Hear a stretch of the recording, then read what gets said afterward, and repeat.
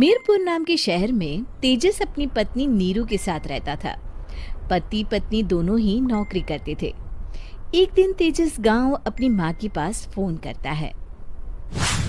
Hello, प्रणाम माँ।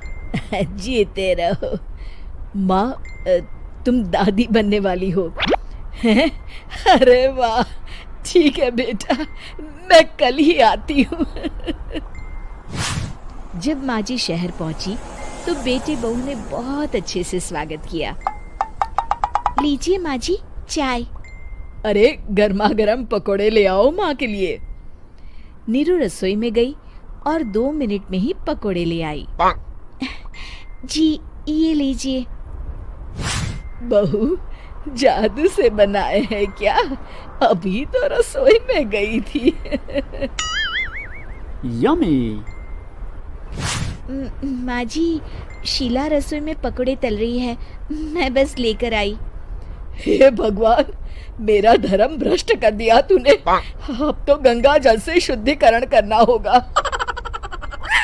दूसरे दिन, माँ जी मैंने नाश्ता बना दिया है, ऑफिस जा रही हूँ।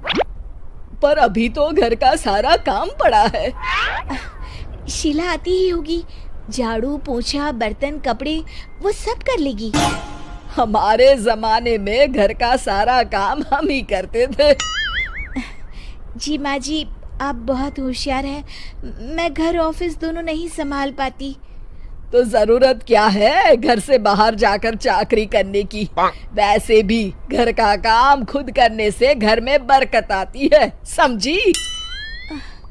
पर माँ जी।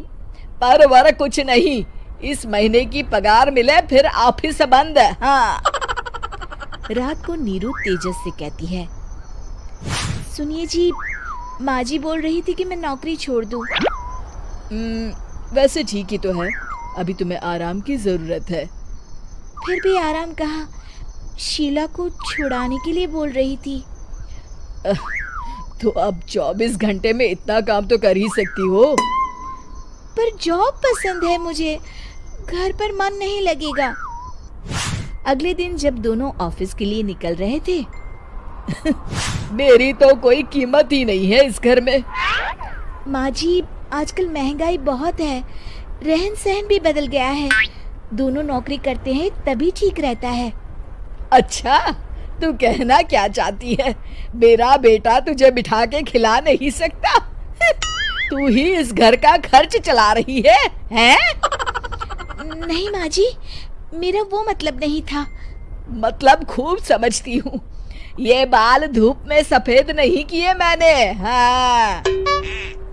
अब तो ये रोज का काम हो गया था। तेजस भी रोज की झिकझिक से परेशान हो गया था। एक दिन उसने कहा, नीरू, वैसे भी तुम्हें मैटरनिटी लीव मिलने वाली है, तो अभी से ही छुट्टी ले लो। पर क्या, मेरी सैलरी अच्छी खासी है। आखिर नीरू ने रिजाइन कर दिया। जब बच्चा हुआ तो घर में सब बहुत खुश हुए। कुछ दिनों बाद तेजस फाइल देख रहा था। क्या हुआ तेजस, कुछ परेशान लग रहे हो? हाँ, वो हमारी जितनी सेविंग्स थी वो तो हॉस्पिटल में और छठी के फंक्शन में खत्म हो गई है नीरू। और अभी वैसे मंदी चल रही है तो मैं बोल रही थी कल मुन्ना को हेपेटाइटिस का टीका लगवाना है। नीरू, क्या पोस्टपोन नहीं कर सकते? नहीं जी, बिल्कुल नहीं। अब तेजस को समझ में आ रहा था कि उससे गलती हुई है। पैसों की कमी का असर घर के माहौल पर भी पड़ रहा था।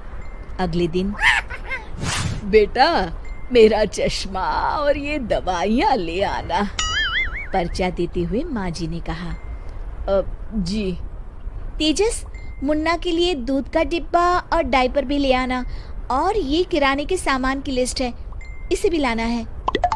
तेजस गुस्से में लिस्ट मरोड़कर फेंकता है और चिल्लाता है, पैसे क्या पेड़ पर उगते हैं? ये ले आना, वो ले आना। अरे पर ये जरूरत का सामान ही है। वो गुस्से में बिना कुछ कहे ऑफिस चला गया। अरे लंच तो ले जाइए। नीरू दौड़कर डिब्बा पकड़ाती है। एक दिन खाना खाने के बाद, नीरू, अब तो मुन्ना कुछ बड़ा हो गया, तो अब तुम वापस ज्वाइन कर लो ना जॉब। पर इस रिसेशन में जॉब मिलना बहुत मुश्किल है। ट्राई तो करो। फिर मुन्ना? माँ जी है ना, और एक फुल टाइम मेड भी लगा लेंगे। पर माँ जी, उन्हें तो पसंद नहीं।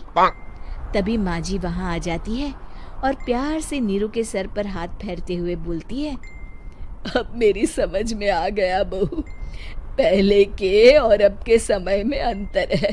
तुम काम शुरू करो, मुन्ना की जिम्मेदारी मेरी।